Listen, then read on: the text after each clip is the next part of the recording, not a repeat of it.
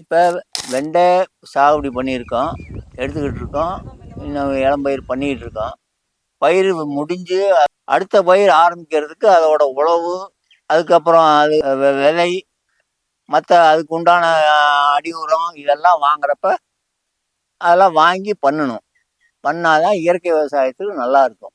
செயற்கையில் அது வேற மாதிரி பண்ணுவாங்க. இயற்கையில் பண்ணுறப்ப நம்ம அதுக்கு மண்புழு உரம் போடுவோம், வேப்ப முன்னாக்கு போடுவோம், உயிர் உரம் என்னென்ன இருக்கோ அதெல்லாம் இது பண்ணி போட்டு தான் நாங்கள் கொண்டு வர்றோம். அப்படி கொண்டு வர்றப்ப அதோட அதுக்கப்புறம் அதுக்கு நோய் தாக்குதல் வரும்.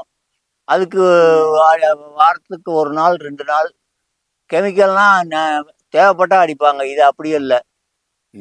நோய் இருக்கோ இல்லையோ தொடர்ச்சியாக அதுக்கு ஊட்டம் கொடுத்துக்கிட்டு இருக்கணும். நோய் தாக்குதல் வராமல் தடுக்கணும். வந்த முன்னால் தடுக்கிறத விட வராமல் தடுக்கிறதுக்கு என்னென்ன செய்யணுமோ அதை செஞ்சுக்கிட்டு இருப்போம்.